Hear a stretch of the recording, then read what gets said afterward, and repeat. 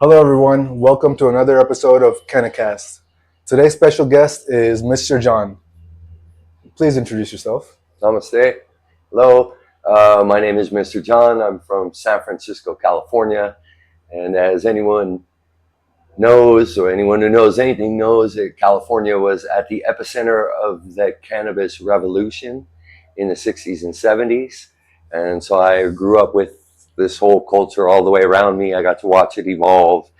And, it really made a lot of progress since I was young, for sure. Yeah. Nice. Okay, so let's get right into it. Yeah, sure. All right. So, how would you describe your relationship with cannabis? Well, it's been a lifelong relationship. I was introduced to it very young, and it's been a part of my life for as long as I can remember. And it's mostly been a good relationship. Um, I think that I don't really remember any bad episodes or negative things surrounding cannabis. The only negativity that ever arose was just from the fact that it was illegal. And so that, the usage and the consumption and the sale turned people into criminals. And so then it also kind of rolled into the other criminal elements. They call it a gateway drug. That's only because people that were doing this were criminals, so maybe they had harder drugs and things like this. But mostly it's been a good relationship. And yeah. Okay, all right. Sounds good. Okay, next. What first pulled you into cannabis culture? The plant itself or the people around it? Well, for sure, it was the people around it. When I was first introduced to it, I didn't even know what the plant looked like. But I was spent my formative years, meaning from 8 years old until about 14, in Berkeley, California. And Berkeley, California was very progressive at the time, and so there was a lot of usage.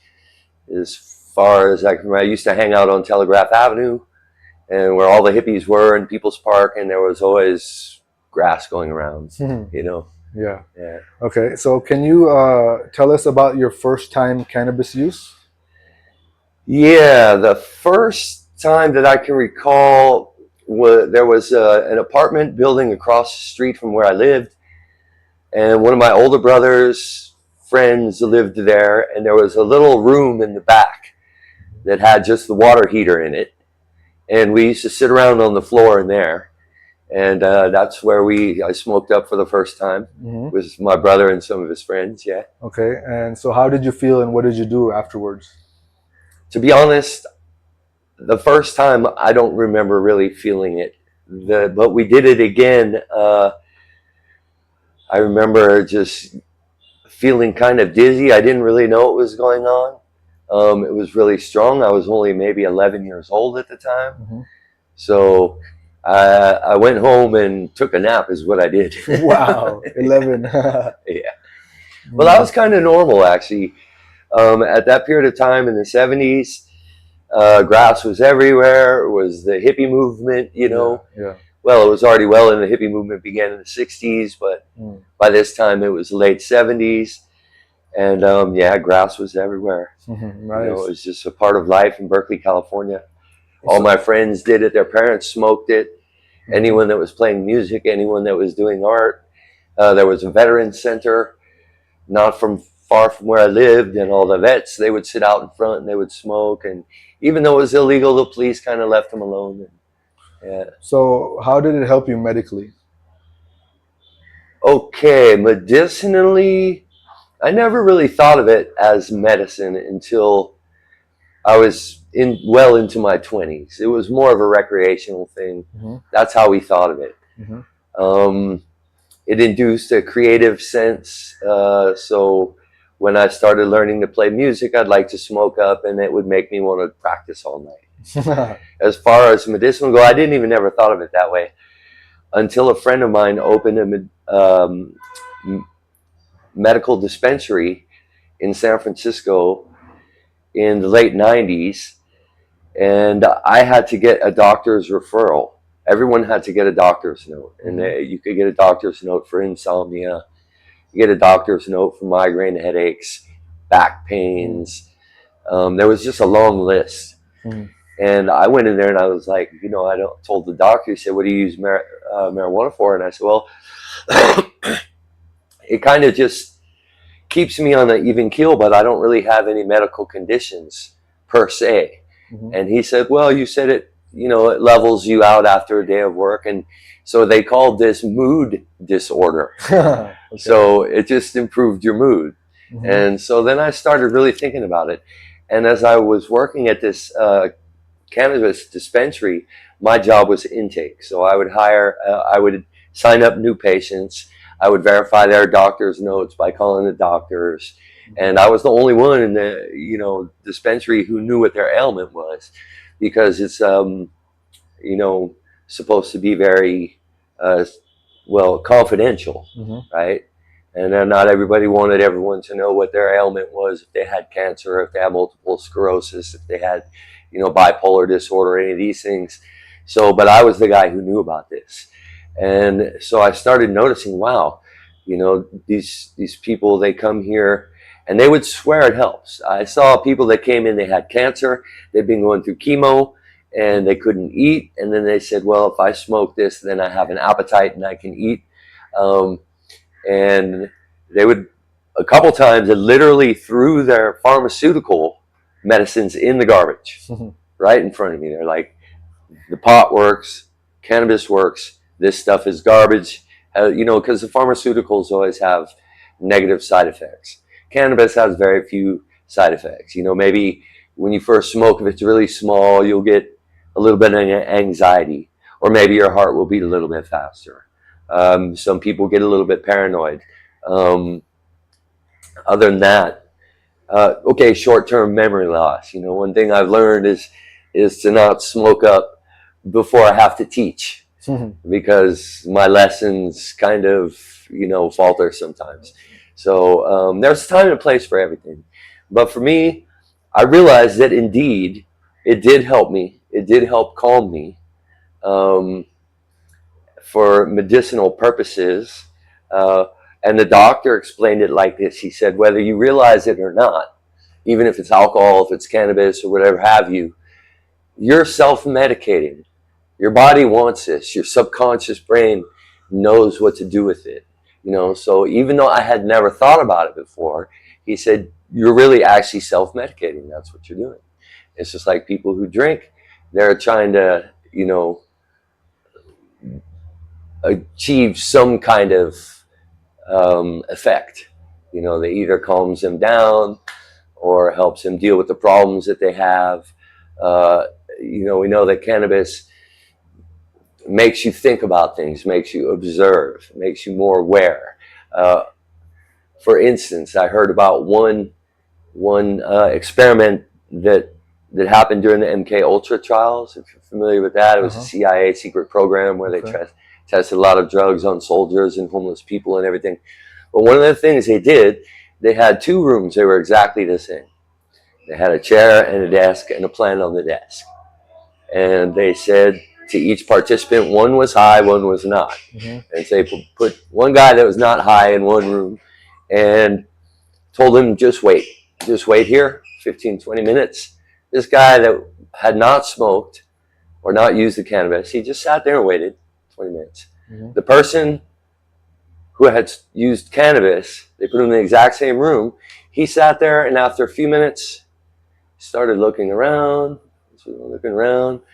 saw the plant on the table, picked up the plant, and started looking at it from every angle, And so this goes to show that the people who use cannabis, they'll become more observant and aware, actually. It has a stigma. It makes you lazy. It makes you stupid. It's actually the opposite. People tend to be observe things more carefully And curious. Yeah. Got it. So it stokes a certain curiosity. Yeah. Okay. All right. So, all right. Next one. Do you see cannabis more as medicine, spirituality, creativity, rebellion, or lifestyle?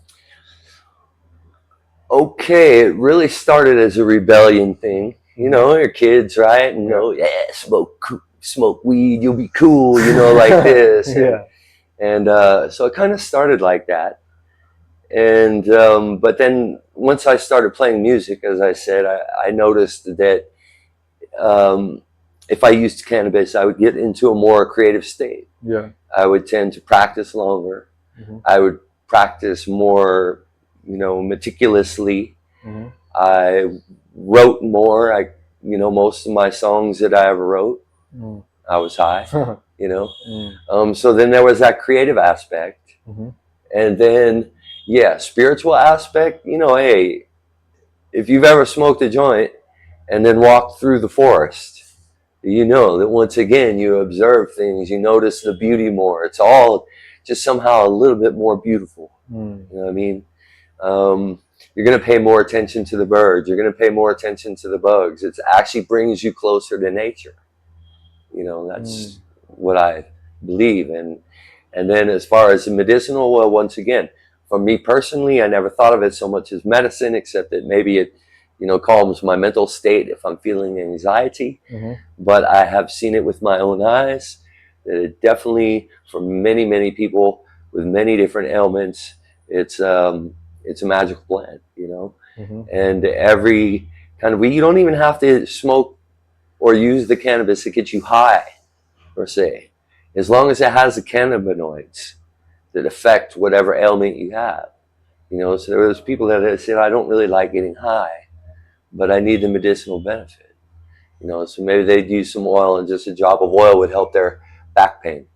Um, I knew people who had epilepsy and they Hmm. had severe seizures, you know, but they used the cannabis oil, the seizure stopped, completely stopped. But mainstream medicine will never ever tell you this, because the truth is, the mainstream medicine, they are not interested in curing your ailments. They're interested in managing your ailments. They cure your ailment, they lose a customer. They manage it, keep it going, but manage it, then they have a, you know, repeat customer. Customer, Yeah. yeah, repeat. So it's a little bit of everything. For Got me, it. a lifestyle, yeah, I don't know how you define it as a lifestyle.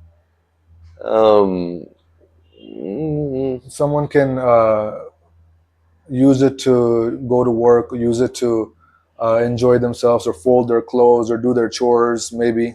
yeah, yeah, I suppose. Again, depending on what kind of work you're doing, Hmm. I I never recommend that. Yeah. Unless it's like, okay, when I'm playing music, Hmm. when I'm on a stage, normally I won't start a show high, Hmm. but maybe in the first set break when I'm already rolling and I already got a good thing going, and the momentum is on, then I'll smoke a little bit, and the next set will be ultra creative, you know, Yeah, there and you go. yeah, Yeah. like So, that. mhm. But for truck drivers, forklift operators, me even as a teacher, Hmm. I find it's probably best not to, use. If you have something very mild, yeah, okay, Hmm. it levels you off. But these days, wow, some of that weed they've come up with, Hmm. that they've cultivated, and the hybrids and things like, it's super strong. Mm. And so, once again, there's a time and place for everything. Yeah. Yeah, yeah, absolutely. So, okay. Uh, what places influence your perspective the most in the underground cannabis culture internationally? Yeah, okay. Well, it all started for me in California, and that's where most of my, experience took place. But when I was in my early 30s, I went to Europe, and it was a little bit different in Germany. There was you know, I went to Netherlands, I went to Amsterdam, I went to the different shops there, and that was definitely, a lifestyle and culture thing. And people would go there just for that purpose, to experiment with the different kinds of weed. In Germany, it was very interesting. There was still a huge stigma. That's the thing, is that across the world, people are told that grass is evil, that it's bad, it'll make you stupid, um, and that it will affect you negatively. And because it's illegal, it makes you criminal. So there's always legal ramifications. But one thing I did notice in Germany is that they allowed the Africans on the river, it's like if you go to a town in Germany and you want to find some weed, Mm-hmm. you don't know where to get it. Mm-hmm. Well, I can tell you right now, almost all the big cities are built on a river. And so you want to find it, you go down to the river, you find the Africans hanging around, make eye contact. They'll be looking for you, you're looking for them. And they were actually allowed to do this, even though it's illegal to sell. They would allow this with Africans. I think a lot of them were there as refugees. They weren't actually allowed to work. They weren't allowed to go to school. And what I realized is that it would be so easy to clean up the riverside. You know, all they'd have to do is send one undercover cop down to the river, and then within one day they could arrest all these guys. But they didn't. So why? Because they want to let it happen. You know, it Mm-hmm. was part of the part of the plan somehow. And so in Germany, I experienced it, and that was true of most European cities. I realized I went to Sweden, and in Stockholm at that time, had just been a large influx of migrants from the Middle East and from North Africa, and it was mostly these guys that were selling in the city center. You know, Africans. yeah. Well, no, well, these were more like Middle Easterners, even Syrians Uh and huh. Afghans. They come as refugees. And I think part of the reason that these governments allowed this to go on is because these guys are already on the dole. They're already getting welfare, they're getting housing. At least this way, they're earning a little bit of money on their own. They have something to do. Um, One thing I know is that if you smoke up, you're not very likely to go rob a bank. Okay, nobody ever smoked a joint and said, "Hey, let's go rob a bank." You know, Mm-hmm. Yeah. they're more likely to say, "Hey, let's start a band." Yeah. You know what I mean? Mm-hmm. Yeah. So it's like that. Cool. And then, of course, I got to. Well, I believe you're going to ask about Asia, I and was. I that's was. yeah. Yeah. So basically, uh, Asia's coming after this one. So Okay. this one is saying, what's something outsiders completely misunderstand about cannabis communities around the world? Okay, once again, this comes down to stigma and the propaganda that's placed in our heads from a young age. They tell us it's bad, you know, they tell us it's unhealthy. Oh, you're going to die if you smoke, you're going to get cancer, you're going to get all these things. When it actually, cannabis helps to mitigate cancer, it helps fight against Alzheimer's disease. So basically, they misunderstand everything unless they actually look for the information. And then, of course, you know, a lot of it was had to do with the image of the people who are using. You know, they're hippies, they're long-haired people, they're, you know, travelers, they're lazy, they're jobless, all these things. So this is what they see. But what they don't see is the businessmen who smoke it. You know, they don't see the doctors who use it after work. They don't see people in other professions who are highly respected. They have good incomes. They're productive members of society, and they use. This is what nobody ever sees. All they see is, you know, the dirty hippies on the corner that are smoking. And so they think, oh, you smoke weed, you're going to turn into a dirty hippie, you know, something like Mm, this. But mostly it has to do with the fact that we're told, even in California, where it's very liberal, very progressive, it was never a, a heavy crime. Like in California, if you got caught with less than an ounce, it was like $100 fine, a slap on the wrist. Yeah, don't do it again. Whereas in Texas, even a seed, one marijuana seed, was enough to put you in prison for 10 years, you know. And so then people think, oh, wow, if they're going to give you 10 years, it must be really, really bad. mm, You know what I mean? Um, so the misunderstanding go deep, and it's basically because from a young age we're taught this. Now, where does the propaganda come from? mhm. This is the question that nobody asks. It's not just about government, it's about the people who are lobbying the government, right? So the pharmaceutical industries, in the beginning, they started to realize if people are smoking weed, they're not going to buy their antidepressants, Mhm. you know, because it's a natural antidepressant. It's alcohol industries, because they started to realize where grass or cannabis was prevalent, people drank less alcohol. You know, so it affects the bottom line. Pharmaceutical industry, alcohol industry, um, tobacco industry.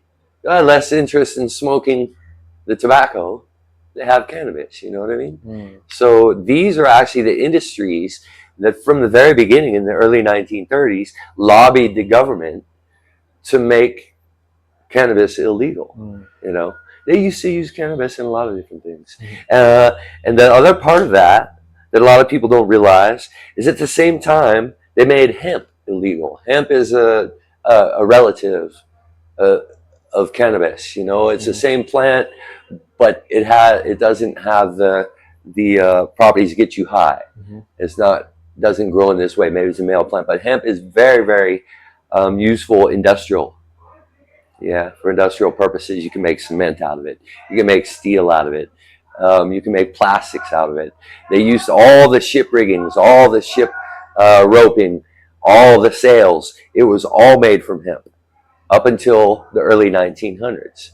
And then it was a DuPont industry, the DuPont Corporation, along with some other ones, Rockefeller, when they discovered oil and all these uses for petroleum, they said, well, we need to get rid of hemp.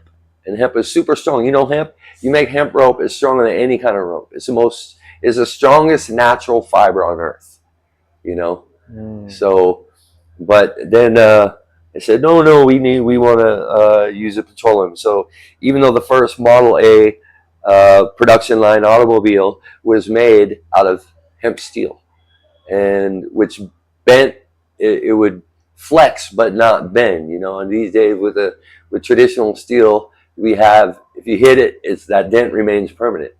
You know, with the hemp steel, it would just kind of bend in and then pop back into place. You know, the motor for this automobile was actually made to run on hemp oil. This was Ford, Henry Ford, who created the first production automobile. And so it ran on hemp oil. And then, as the government was lobbied to make hemp illegal because they wanted to use diesel, fuel, for instance, it was a very easy modification to make this motor run on diesel fuel. And so they pushed out the hemp fuel and brought in the diesel fuel, which of course is much dirtier. It's stinkier. It's a much more ecologically damaging process to acquire. Um, Whereas hemp oil and most hemp products are essentially neutral. There's no ecological damage done. I mean, if you think about it, it makes sense, right? It's a plant. Mm. And Yeah. they call it weed. Why do they call it weed? Because, like the weeds in your garden, it can grow virtually anywhere. There's not too many climates where you can't grow hemp. Now, you can't grow the good, high quality cannabis, but for sure you can grow hemp. It grows virtually anywhere, which is why they call it weed to begin with. It used to just grow wild, and it would, get in people's way sometimes. And I'll get rid of this stuff. So there was a whole, massive political reason, economical reasons why they had to get rid of this stuff. So when they made cannabis illegal, they made hemp illegal by saying, oh, well, it's the same thing, even though hemp is not at all the same. You know, yeah. Wow. Yeah. So there's a lot of propaganda that went on back then, Oh huh? yeah, yeah. It still goes on. It Yeah. still goes on. It's getting lighter. Um, these days, I think. Well, for instance, California, that was the first place in the United States to legalize cannabis for medicinal purposes.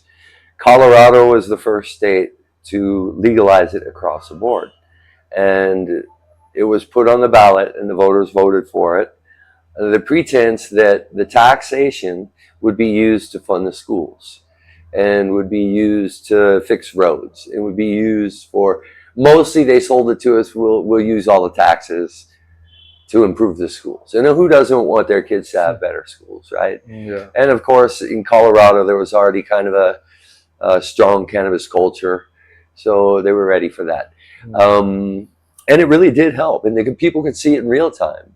They say, wow, our taxes, a couple of years, within a couple of years of after legalization, the schools had indeed improved. They had better facilities, had better libraries, some roads have improved. There was a lot of things that people could see with their own eyes. So it was a net positive in this way.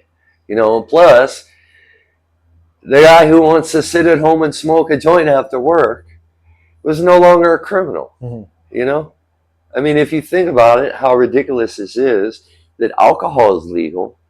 Alcohol has so many negative health effects. Alcohol makes people stupid. When people drink, the first thing they do is lose their judgment. That's when they're more likely to go out and cause problems, vandalism, petty crimes, harassing women, things like this. This happens when you're drunk, when you're drinking alcohol, or you're doing meth, or you're something like that. But, okay, meth is illegal, of course, but alcohol is legal, perfectly legal, with all these negative side effects. Cannabis has virtually zero negative effects on society. You know what I mean? Someone wants to smoke a joint after work and just chill out. Why should they be a criminal? Yeah, exactly. And it's just a plant that can grow anywhere. Yeah, agreed, man. Absolutely.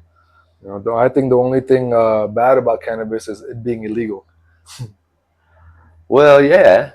I mean, that's the thing. If they make it illegal, and the average guy who wants to smoke up is a criminal, you want to grow it in your garden, you're a criminal. You want to help people out. The medicinal cannabis movement in California was massive. There was already people out there. The woman who started the dispensary where I was working at, she was a good friend of mine. And for years before she opened this dispensary, and for years before it actually became legal, she was driving all over the San Francisco Bay Area, delivering cannabis, putting her own livelihood on the line. Okay, she was an accountant. She was very, very intelligent. She didn't need to do this, but she was also a very compassionate and caring person.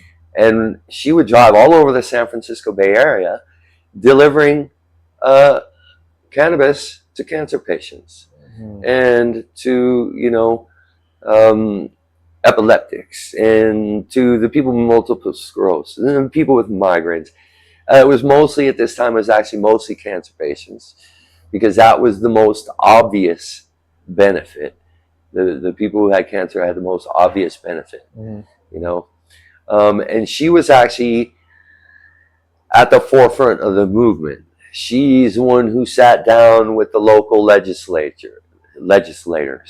She's the one who met with the politicians and said, hey, look, we need to legalize this. We need to do this at least for the medicine, the people who need it as medicine. And finally, after years, they agreed, they put it on the ballot.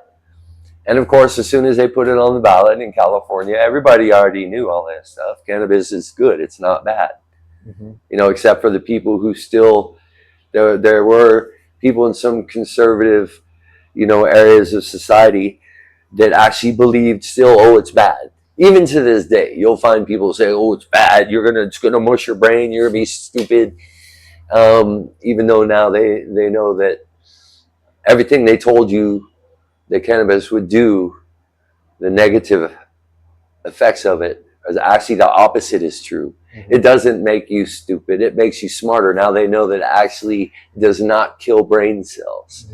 It actually helps the new brain cells to form, and it doesn't make you necessarily lazy, it can make you a little sleepy after you smoke. Maybe you feel a little bit, but as I said, it can also have the opposite effect. My father smoked his whole life. When did he smoke? He never smoked during the day. He would always take care of business. And he's the one who taught me about all this. He'd say, look, take care of your business first. If you got a job, go do your job. He was a teacher, and so he would teach. But in the evening, he would come home, and we'd have dinner or whatever. And then he would put on some Mozart or some John Coltrane or some kind of nice mellow music, set up his painting, his easel and get his paints all ready, and then he'd smoke. And then he'd listen to music and just paint and paint, paint. He loved it. It was so great, right?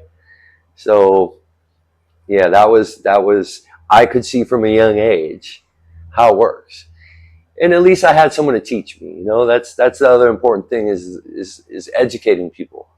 You know, nowadays there's more risks involved, especially that it's illegal. I'm going to touch on something maybe that's a little off topic. It's not off topic, but we're digressing a little bit. um, is that oh shit, I had a brain fart. Yeah. So I could see what was going on with it. Oh yeah, the legalization actually didn't help things. When the ballot came up to legalize it across the board, everybody was saying, yeah, make it legal, and I was saying, no. Best is to decriminalize it. Make it so that people who use it are not criminals. But if you legalize it, and you could see it coming from a mile away, because in California, the years preceding the legalization, the pharmaceutical industries and the tobacco industries and the alcohol industries has started buying up all the land, And as we know, once these other entities get involved, they're going to fuck it all up.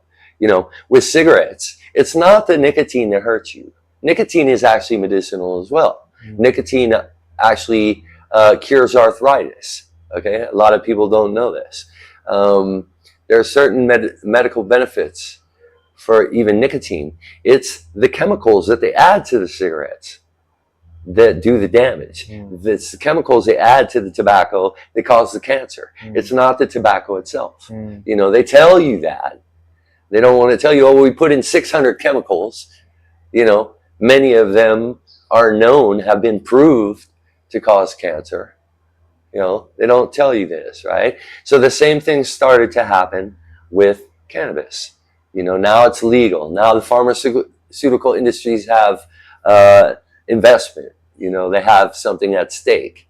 And the tobacco industry, you can buy, Marlboro joints now in California or something. I don't think they label it quite like that, but it's Philip Morris, So now they're adding chemicals to this. So this is going to be more damaging. The closer something is to nature, the better it is. This is how nature intended it. As soon as the government gets involved, or large corporations get involved, or there's profit involved, that's when nature gets perverted, And then, of course, there's this revolving door between, the medicinal, the medical industrial complex, and the pharmaceutical industries, and the government, right? And so they have an interest in getting you sick, because this sends you to the doctor, which sends you back to their pharmaceuticals, and like this, So I never thought that legalization was the best idea. Not to mention the fact that for decades, there was a whole culture in Northern California. There was entire communities that depended on this. They were putting their livelihoods at stake. Many of them went to jail. Many of them lost everything.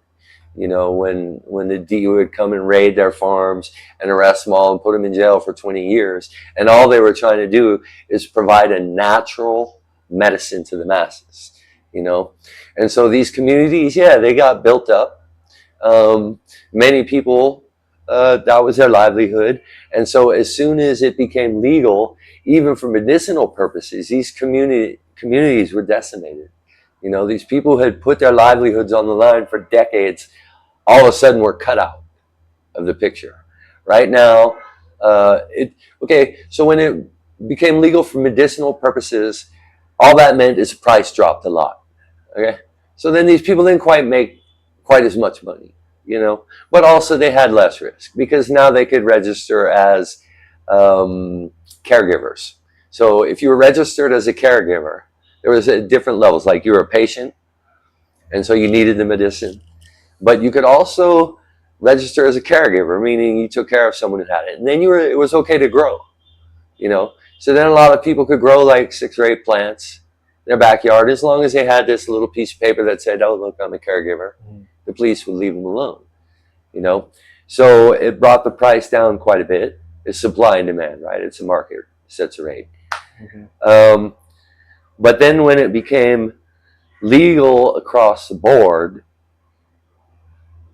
then a lot of these communities were just wiped out because their product was no longer necessary. And there's actually towns in Northern California, they're essentially ghost towns now, you know, because even though they were the pioneers, they were the ones who risked their lives and their livelihoods. They were cut out of the picture. And so that was the other part of legalization that was unfair. And then, of course, with legalization, like I just said, these big corporations come in. They're going to add these different chemicals. They're going to make it more addictive. We know that also tobacco itself is not addictive. It's the chemicals they put into the cigarettes that make them addictive. It's not the nicotine. You know what I mean? And they do this by design. And so why wouldn't they do this with the cannabis? Now, in all fairness, I haven't been in California in quite a while. I left California many years ago. I've been back to visit a few times, but I haven't got to see where it is right now. Now, the other thing is that a lot of the grass that's available on the street these days, maybe you've heard of fentanyl, right? And so now they're spiked also with fentanyl, which is extremely dangerous, which has caused a great many overdoses. And so this is another danger, you know. The truth is that what would be best and most fair if they just let people grow what they want and use it how they want. You get the government involved. The government always fucks everything up. You know, they don't really help anything. You know, they provide a certain level of balance. Yeah, we need police. Yeah, we need firefighters. Yeah, we need roads and things like this.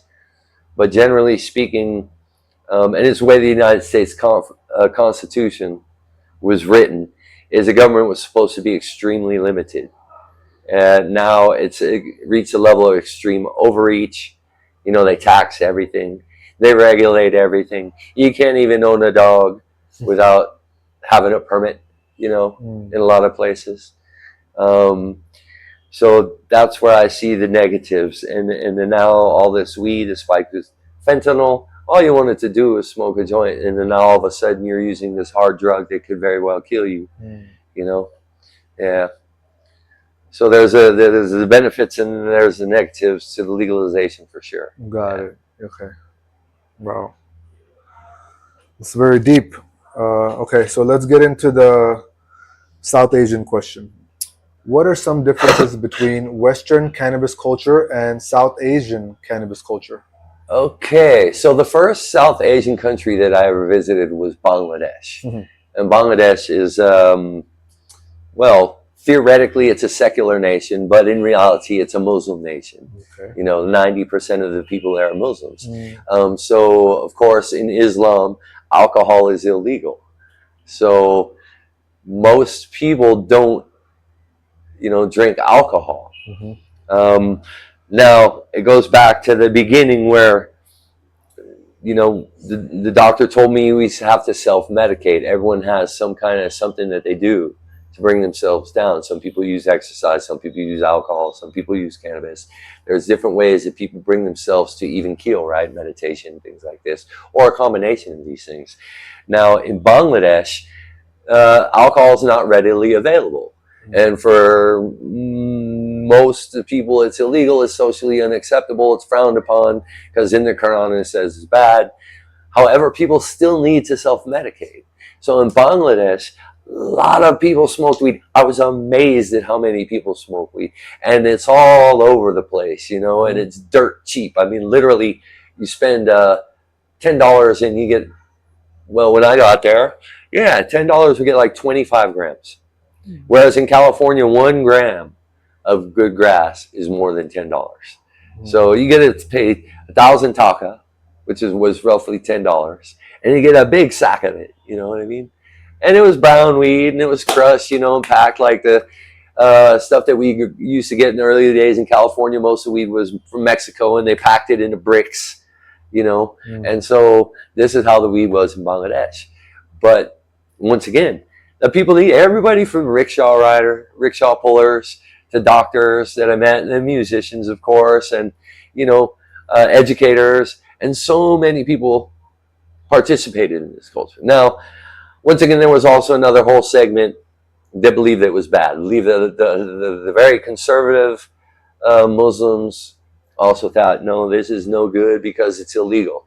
And that's all they need to know. Some people, all they need to know is something is illegal, and they figure, oh, it's bad. Because why would they make it illegal if it's not bad? Well, they don't think about the fact that maybe they made it illegal because it's too good. They don't want people to smoke up and then question the government. Question, why are they doing this after all? You know, it goes back to that room with the plant. You start looking at things a lot more closely, right? So, okay, so that was Bangladesh. I was pleasantly surprised, actually, because I don't drink alcohol. And I spent many, many years in Germany, where it's a, you know, well, all over Europe, it's a drinking culture. You know, and I'd go out with my friends at night, and they'd start out at 10 o'clock at night. They'd be my friends, normal and everything. And then by 3 in the morning, they're just stupid drunks, you know. And so I didn't really enjoy that. But in Bangladesh, with my friends, it'd go out at 10 o'clock at night. We'd hang out and play music and smoke at 3 o'clock in the morning. We're all still the same, you know. So I really enjoyed this part of it. Actually, Bangladesh appealed to me for this reason. It was not a drinking culture, but it was a smoking culture. Okay, so from there I came to Nepal. And in Nepal, of course, they have a certain culture. Here it's also illegal, but grass itself won't get you in a lot of trouble. Like, for instance, one time I was at a cafe here, and the drug agents came and they started talking to this one guy, who I guess he was some kind of other drug dealer. He had psychedelics or something like that.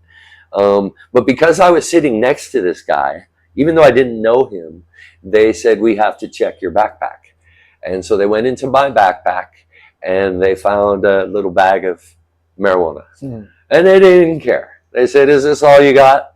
And I said, yeah, that's all I got. And I said, okay, so you just like to smoke up and chill a little bit. Yeah, okay, cool. And they put the grass back into my backpack and gave me back my backpack.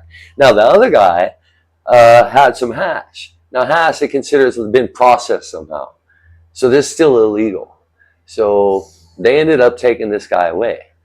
I don't think it was just because of the hash. I'm pretty sure they had line that he had some other drugs, because I heard later, actually I read in the newspaper, that they had taken this guy to jail. They had found large quantities of LSD, MDMA, and things like this, right? So, but anyway, even in the villages, people like to smoke up. You know, why should smoking a joint be any different than having a cup of coffee? Does it really have a much more of a neurological effect? Not really. You know, coffee is a stimulant. You know, it changes your disposition a little bit. So does grass, but it doesn't change it in a huge way like alcohol does. You know, alcohol makes you drunk. It makes you stupid. For sure, you can't drive. So then I noticed in Nepal, yeah, this is cool. Most people are chill about it. The police don't really care about that, you know.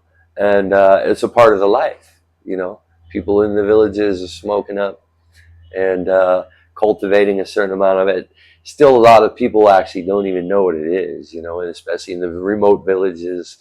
By now, I'm sure they do, but at the beginning.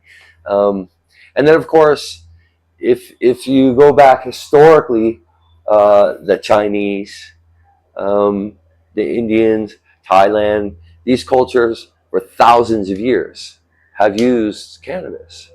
You know, it's in historical records. They make tea out of it. So it's also part of the history, you know. Now in India, there's still a heavy propaganda. It's still highly illegal. Most places you can go to jail for even small amount of marijuana. Most people, they believe everything that, you know, the government tells them, oh, it's bad, you know, and then people don't even need to, most people don't ever do their own research, you know. The government tells them so, oh, this is bad. They'll say, oh, okay, this is bad. And I still to this day hear things. Oh, it's going to ruin your brain. It's going to make you stupid. It's going to, you know, all these things are going to happen if you use cannabis, and none of it's true. You know, yeah. Yeah, yeah, And absolutely. you know the interesting thing. Okay, once again, I'm going to digress a little bit, go backwards. In Europe, uh, the Dutch actually did a study, as there was this whole controversy. They made it illegal. They came up with a test to see if what was in your blood, and you could even do it with sweat. But they made it illegal to drive under the influence of marijuana. Okay, and in Germany they still do this. Even in California, before it became completely legal, they had come up with a test to see if you'd smoked within the last 24 hours. Okay, so in Netherlands they did a study to see who drove better. They had one guy who was under the influence of cannabis and a driver that was not under the influence of cannabis. Who do you think drove better? I think cannabis. Yeah, it was actually the person who was under the influence of cannabis actually drove better. Mhm. Why? Well, once again, because it, instigates observance. It makes people more observant. They're paying attention to what's around them. They're not as likely to want to speed and go really fast. They're going to get in less accidents. They're actually more perceptive to what's happening around them. So Mhm. it's a very interesting thing that they discovered that the people who used cannabis actually drove better than the people who didn't, Mhm. you know, thinking they were going to come up with the opposite effect.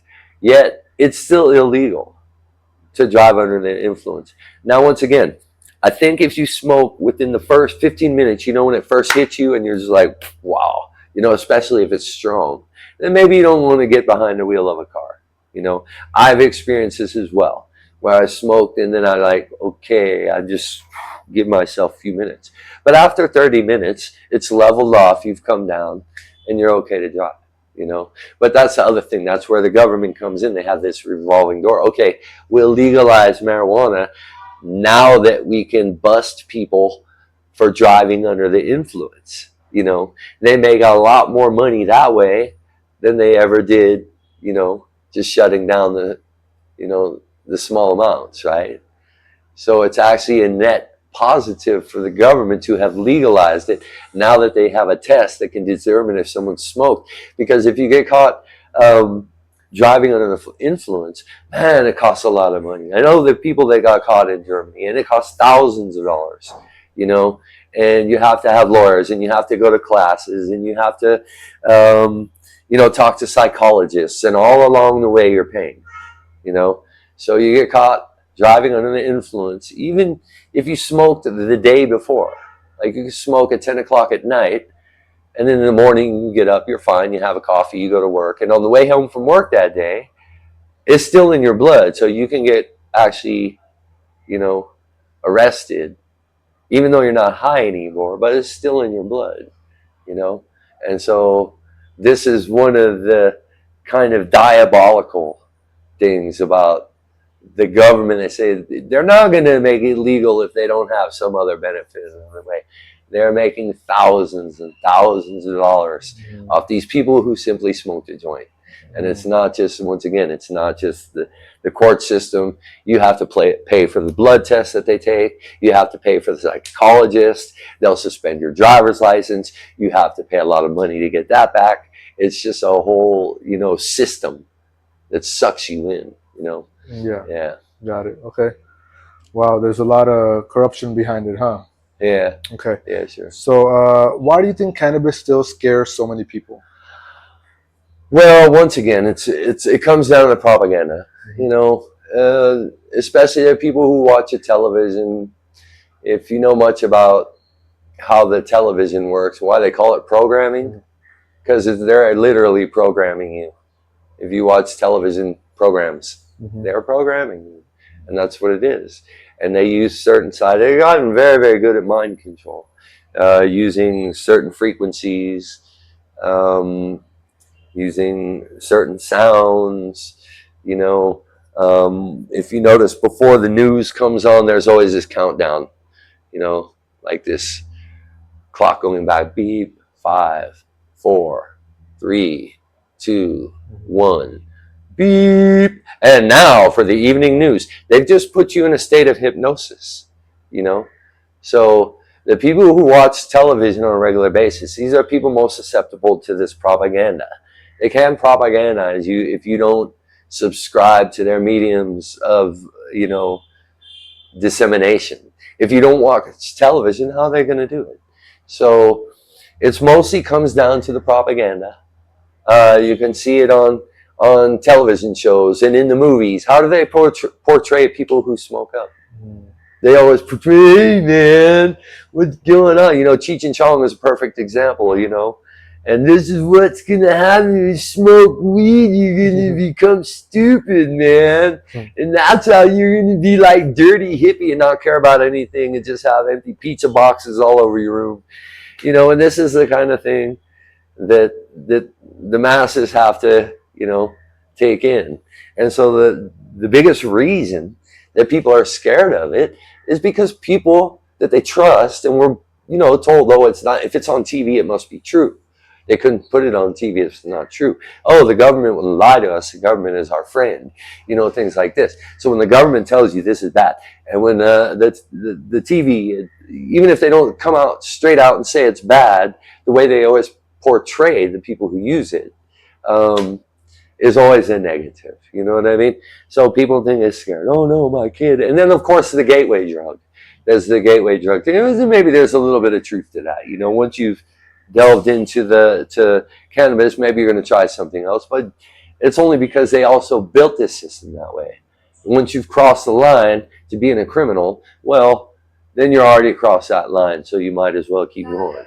So where it's legal, you're less likely to be a gateway drug. But that's what they do. They say, oh, if you smoke weed, you're going to become a heroin addict. You know what I mean? And we all know heroin addict. Well, that really is a bad drug. That really does destroy lives. That really does kill people. You know what I mean? So they equate simple cannabis use with meth use or heroin use or things like this. And that's why people are still scared of it. And they see that. They can see that in real time. You can see what happens in San Francisco where they've decriminalized pretty much everything. And so now people are openly shooting drugs in the streets. You know, you can see that. And then they'll tell people, oh, if you smoke weed, you're going to end up like that, you know. And so then the parents, oh my God, this is, and so they tell their kids, don't you do this, you know. It's just terrible. It's really bad. And then the truth is alcohol, which is legal once again, is much, much worse, you know. Yeah. So that's why I think the people are scared, because if you left it to the natural progression, you didn't say anything to anybody about it and just let it happen, nobody would notice. Nobody would notice. It would be no different than having a coffee. You have a coffee and a joint, you know? Yeah, absolutely. Okay. Do you think prohibition caused more damage than cannabis itself? Well, yeah, absolutely. Once again, it goes back to turning people who are simply trying to self-medicate into criminals, you know? It ruined people's lives. It's simply, you know, it shouldn't be any different than drinking a beer, right? If you drink a beer, should you go to jail? No, right? If you smoke a joint, should you go to jail? No. But all of a sudden you smoke it and they'll put you in jail. Or you can lose your job. Once you get arrested, you can lose your job. You can lose your driver's license, you know. Okay, Prohibition started a long time ago. But it had the same, you know, net negative effect, is that something that used to be normal, something that's completely harmless, something that, you know, if there's any harm to be done, you're only harming yourself. You know, you don't smoke a joint and it hurts somebody else. If it hurts you at all, it's only hurting you. So now all of a sudden, these people who have never done anything wrong, never hurt anyone, who are productive members of society, etc., are now criminals. So yeah, it was definitely did more damage than good. You know. Got it. Okay. What's your opinion on modern cannabis becoming heavily commercialized? Well, I'm not a big fan of that either. And once again, it comes back. Okay, now they're branding. Now they're, you know, doing a mass production thing. Where mass production is involved, there's always some compromising of the product itself, you know. So they're going to add chemicals. They're going to make it addictive. They're trying to make money. That's the whole idea. These corporations, they're heartless. Corporation is not like a human. It's, you know, heartless and cold, and it doesn't care about you. So to commercialize it where it used to just be a natural progression, I don't think is a very good thing, actually. And then the money is going to all the wrong people. You know how the corporations that came in and the pharmaceutical company, how much money do they need? How much, the, in my opinion, let's take Nepal for example. They're talking about legalization thing. Well, once again, I'm saying decriminalize it. Legalization in Nepal could uplift so many people. The villagers could grow a crop and then go down into Pokhara and sell it off to, Hmm. the travelers who like it, and the foreigners and things like this, or even the locals who like it. And it's an entire industry that's being ignored. They could actually bring a lot of money to the communities who need it. Now, who need it? These communities or the pharmaceutical industries that already have massive skyscrapers in every city, that already control the government, control what's on television, they control all the information, you know. So no, I'm not a huge fan of the commercialization of it. Got it. Got Yeah. it. Okay. Thanks. So next we'll go to the creative and personality questions. Hmm. Does cannabis change the way you think creatively or emotionally, and how? I think you already answered that before. Yeah, for me, it does uh, inspire me somehow. It, if I smoke up in the evening, if it's the right weed, it's not all. Different strains have different benefits. Some of them, like sativa, is they say is more of a brain drug. It's better for people who have anxiety. It's better for people who have um, bipolar or manic depressive or schizophrenia or something like that. Whereas they say indica, that's the more powerful one. It hits you a little harder, but that's the one that's better for your chronic back pain or something like this. Hmm. So for me, yeah, I like to smoke in the evening. It makes me want to play my guitar. It makes me want to write. It makes me want to try new things. I watched my father. It was the same. He loved to paint. He loved to just two tokes, just a little bit, Hmm. and he was good to paint all evening. You know what I mean?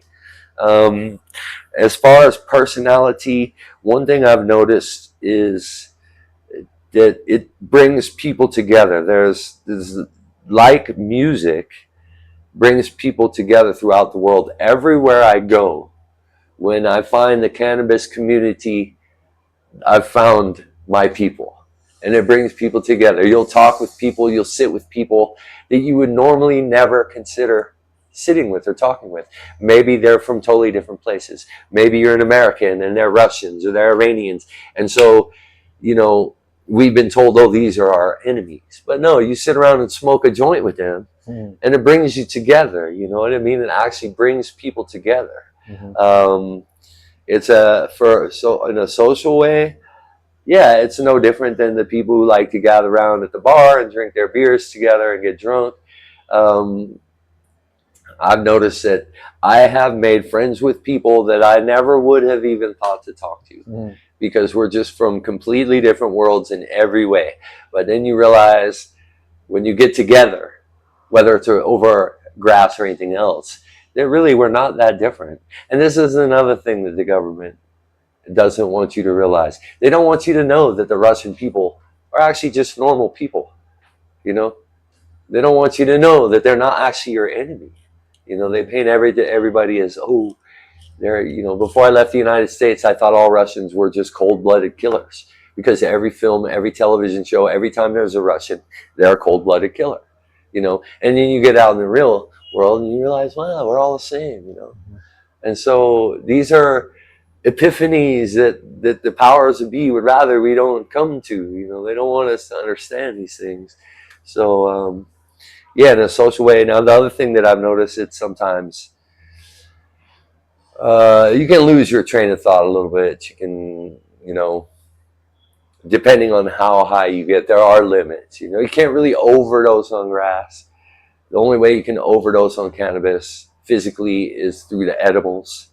you know Yeah, The but you edibles you can't can, die from overdose, right? yeah, from eating it Yeah. only, but not from smoking. You can't smoke yourself to death. You You can't know. even. I don't. I've heard that you can't even eat the cannabis to that. There's been Yeah, experiments.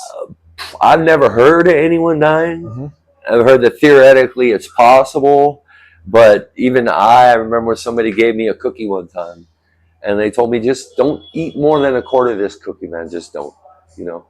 Mm. And but I got the munchies, Yeah. and so I ate the whole cookie, and I was like, for 2 days, I could barely open my eyes. I was just in a fog, you know. So I had overdosed for sure, but it didn't kill me. Hmm. You know what I mean? Okay. But then, yeah. All right. Cool. Got you. Okay. So next question.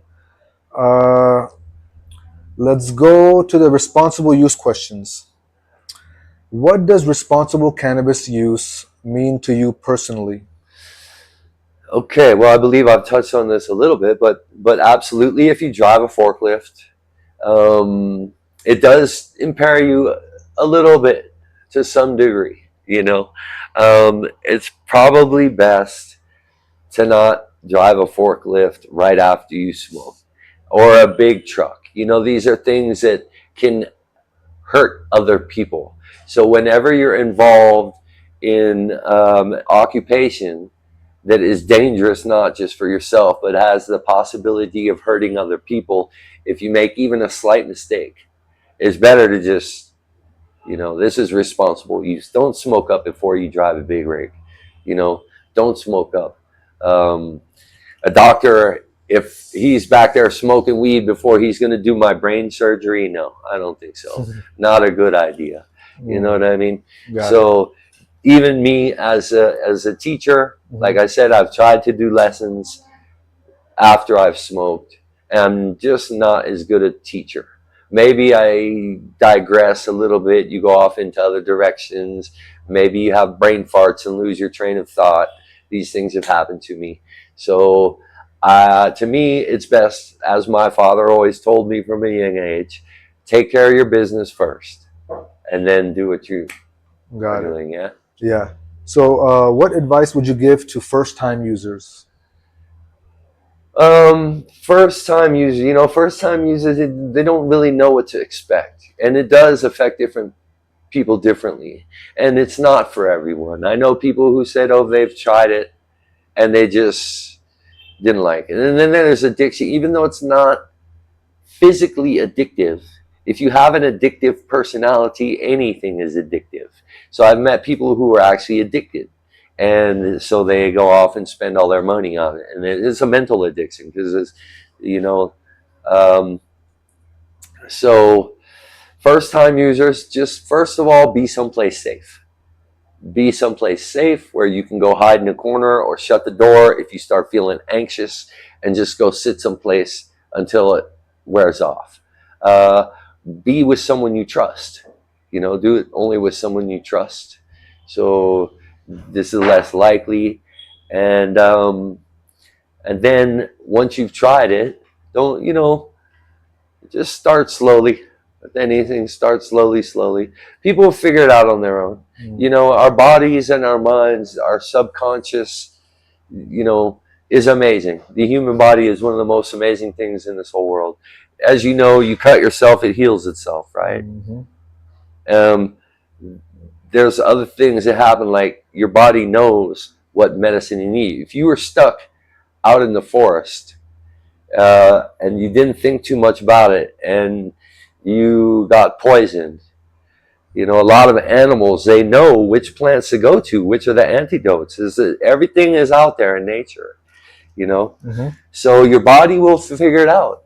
And if it's not for you, your body and your mind will tell you, no, no, this is not the one. Mm. Try something else. Yeah. But for a lot of people, it is one. And for a lot of people, there's, benefits. Yeah. And I know people across every industry that use it, and they say, hey, man, this helps me be a better person, Hmm. actually. Yeah. you know, Absolutely. Yeah. Yeah. yeah. Uh-huh. So, let's go to the controversial questions. What's the biggest lie society tells about cannabis? Oh, that it's going to turn your brain to mush. Mhm. That's the biggest one. I mean, obviously, it's going to make you stupid. That's the one they always scare people with. it's going to turn you into, you know, an idiot, or it's going to turn you into a drug addict. And then, you know, just look at these guys on the street corner, you know, and it'll make you lazy. Um, and then it's inherently bad. That's the thing. It's not inherently bad any more than any other planet. I believe that nature, the universe, God makes no mistakes. If it's here on this planet, it has a purpose. You know what I mean? And grass has proven, marijuana, hemp, things like this have proven to have massive applications across the board, industrial purposes, medicinal purposes, you know, in every way. So I don't think anything that's put on this earth is inherently bad. It's just how it's processed, perverted, and used. You know what I mean? Okay. Yeah. Yeah. So. Okay. Yeah. So basically, it's just how we use things, and if it's contaminated by humans, maybe it can turn bad. But yeah. Naturally, it's good. Yeah. Yeah. And your own body, you know, you have to trust in the process. You have to trust your own body. Mm-hmm. You know, you sleep when you're tired. You eat when you're hungry. Mm-hmm. You know, if you have a craving for a certain food, it's probably because, whether you realize it or not, you know, we're all connected. Everything is connected. Humans tend to think that we're not part of this ecosystem, but we are. We're deeply connected to everything else.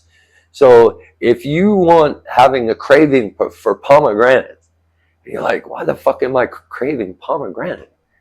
I don't even really barely eat pomegranate. Is because your internal system knows that there's something in that pomegranate in which your body is deficient at that moment. So you're craving that pomegranate because you're going to get the iron, or you're going to get the magnesium, or you're going to get something like this out of it. You know what I mean? Yeah. Yeah.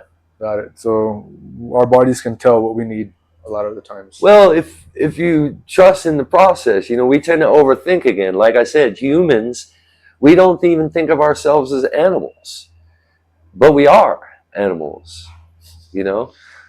Okay. So we're part of nature, and it all works. There is no accidents, you know? For every ailment on this planet, there is a plant that will cure it, you know? If there's a natural poison, there's something that will cure it, you know? Okay. Yeah. All right. So now, on the other side, what's something cannabis supporters themselves get wrong? Well, that legalization is a good thing, and that it's completely harmless. Also, nothing is completely harmless. There has to be balance. There has to be moderation. Once again, the weed, something that comes out nowadays, is so strong. You know, you shouldn't think that you can drive a car. It does impair you. It can impair you for temporarily, at least, you know. So, and then to think that legalization is going to solve the problems, you know, because it doesn't. It adds a whole nother list of other problems, which we've already talked about, that outside entities who don't really care about whether it helps you or not, all they care about is that they're going to make some profit off it, you know. That's the machine. That's the cog. Got it. Yeah. Okay. Now, this is hypothetical. If cannabis becomes fully legal everywhere tomorrow, what do you think would happen?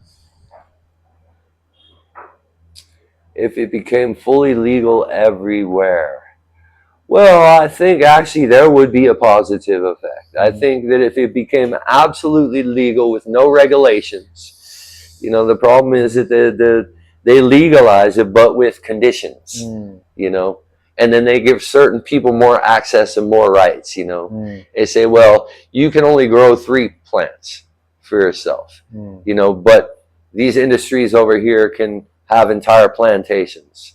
You know, let's say decriminalized, like tomatoes, for instance. Well, the people would be able to grow their own medicine. It's also food, you know. It's one of the healthiest foods there is. When I get something that has seeds, I don't throw those seeds away. When I'm rolling a joint, you separate the seeds. Of course, we separate the seeds. Most people throw these seeds away. I pop them in my mouth because they're superfoods, man. It's one of the greatest superfoods on earth. They have amino acids. They Mhm. have certain cannabinoids. It helps your body. It's a very, very healthy food. Yeah. You can make butter. You can make plant. Even the leaves. You can eat them like spinach. Yeah. You know what I mean? The leaves that don't get you high. The part of the plant you can do. You can eat every part of it.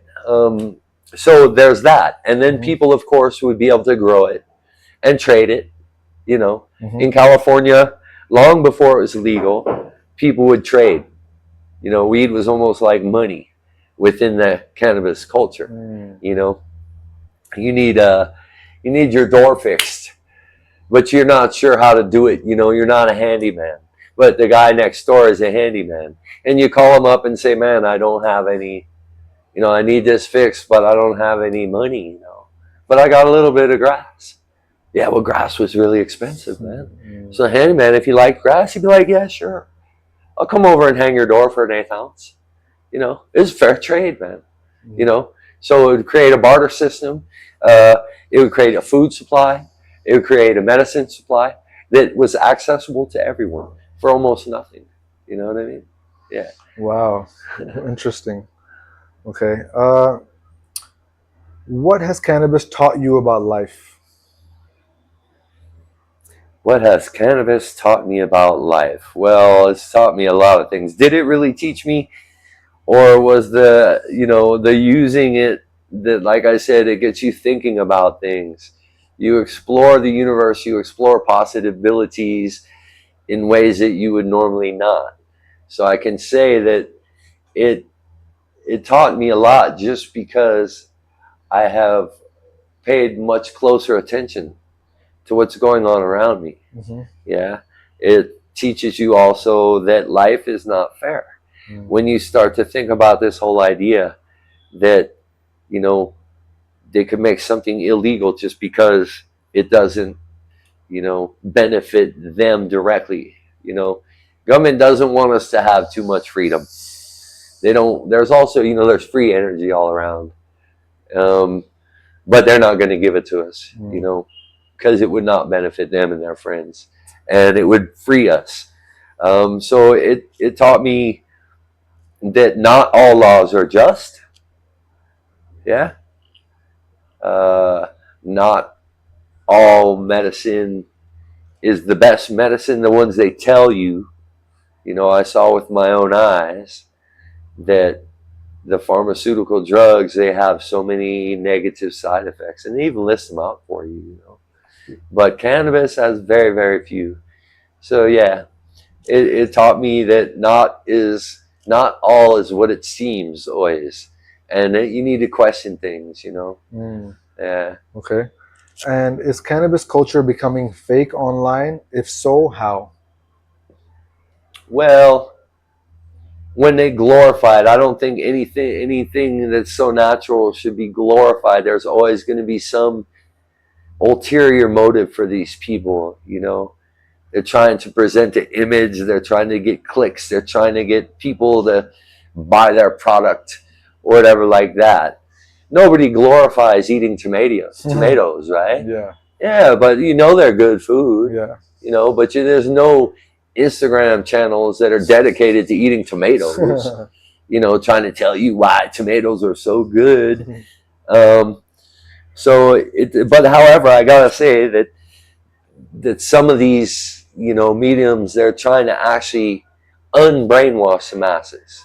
There are people out there who are trying to show people that have swallowed all the propaganda that it's not all true. Because so it doesn't have to always be negative. Mm. You know, Yeah. but the truth is, if we had just allowed the natural progression of Mhm. all this, Mhm. no propaganda, no laws against it, no prohibition, no glorification either, Mhm.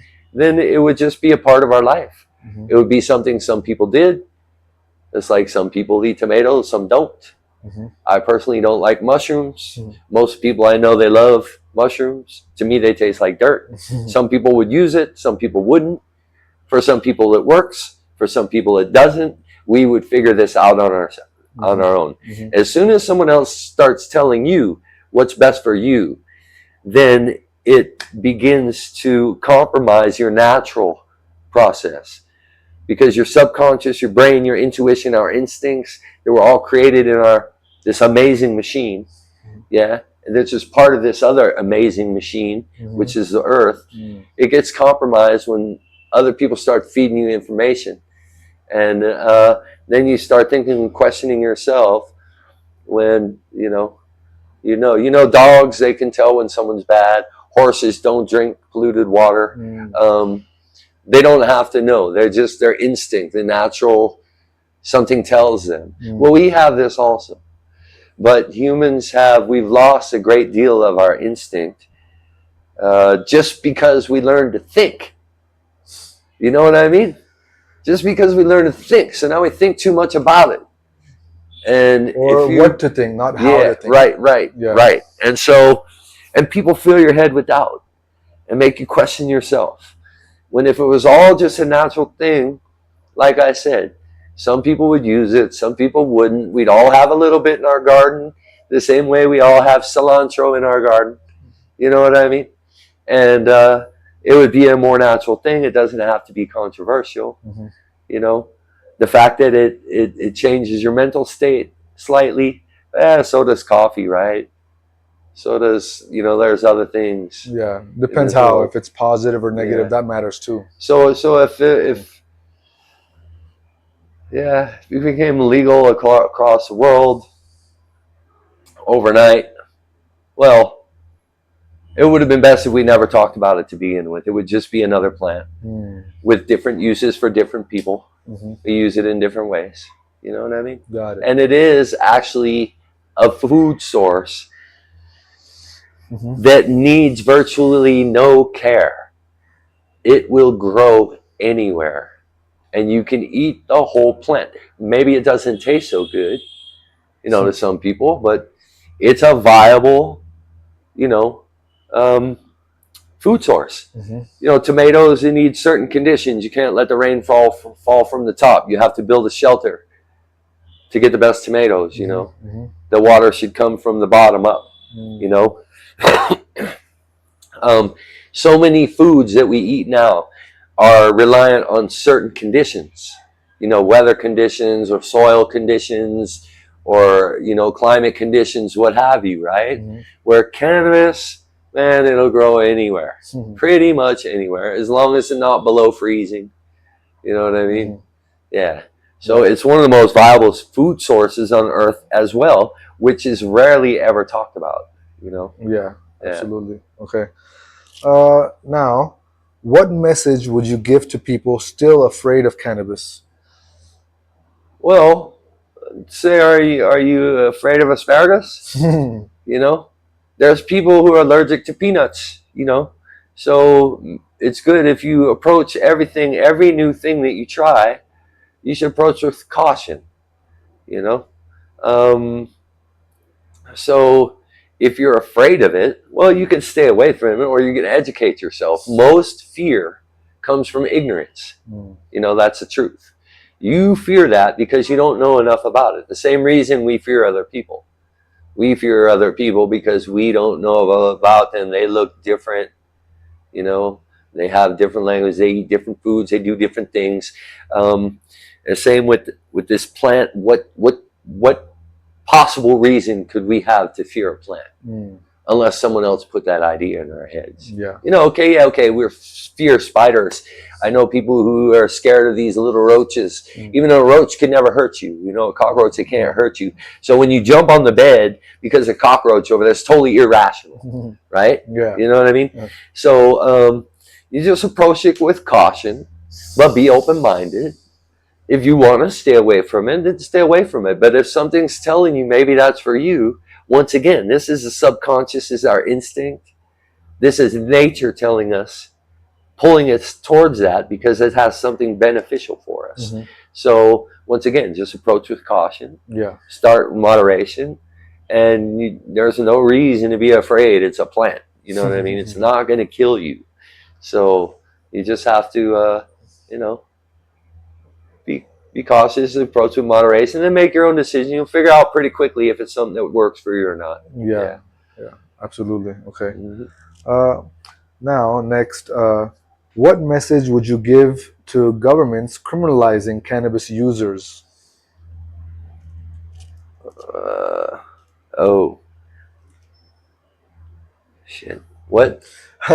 What message? Hold on one second. What message would you give to governments criminalizing cannabis users? Oh, they're just bastards. It's not fair. It's not right. It's not. What we give to the government. What are you going to tell them? They're not going to listen to me. But I would say, hey, rethink all this. Maybe you're getting your information from the wrong place. Are you actually in favor? Are you for the people, or are you against the people? You know what I mean? Yeah, Yeah. good question. Okay. Okay. So I'm going to have to wrap. Okay, this is the last question, number 26. I skipped a few. Yeah. Okay.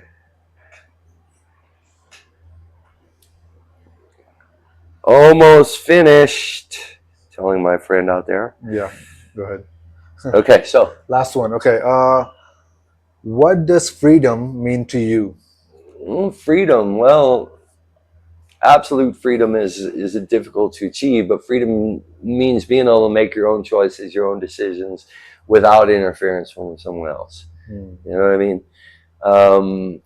The fact of the matter is, we all have to work for survival. Every plant, every animal, every bug has to go out and work. So there's always an obligation just to fit into society, just to survive. You know, but freedom just essentially means being unimpeded by regulations and unfair constraints. Yeah. You know what I mean? That are placed upon you by others. Most people will do the right thing if they're given their freedom. The problem becomes when freedom is taken away, and then people can actually work and do things that are directly detrimental to their own existence to assert their freedom. Mm-hmm. They'll say, well, I'm going to do this because I'm free, and so now I'm going to show you I'm free. Yeah. You know what I mean? So even freedom can be a dangerous thing. However, to me, freedom just means make my own choices, decide for myself what's right. As long as I'm not hurting anyone else, not impeding someone else's freedoms, then I should be allowed to do what I want to do. Whether it's smoke a joint or drink a beer or go dance on the roof or dance in the rain, or, if I hurt myself, I hurt myself. This is also part of freedom, responsibility, to yourself, to your community, to your society, and like that. Got it. Okay, perfect, man. I really appreciate you coming on. And yeah, sure. If there's anything you'd like the audience to answer for you, we can pin it on the comment section. You can ask a question and they'll answer it for you. Well, yeah, I want to hear about the audience. I want to hear from some of them about their stories, what they think about it. Surely there's going to be some haters, that come on, and maybe some of them are bots. Maybe they're hired by the pharmaceutical. They're going to come on and try to, debunk anything I said. But yeah, I just want to hear other people's takes on it. I want to hear negatives. I want to hear positives. I think it's mostly going to be positive. Yeah. I want to hear about your ideas also about legalization and decriminalization, because it's two different things that I think a lot of people never consider. You know what I mean? Got it. To take away the criminal element of it without giving, a free rein to these, diabolical entities that would pervert the whole process and feed it to us in a way that's detrimental and unhealthy to us. Yeah. Got you. Okay, so let us know in the comment section, and we'll come back next time. Have a good day. Yeah. Thanks all. Peace. Peace.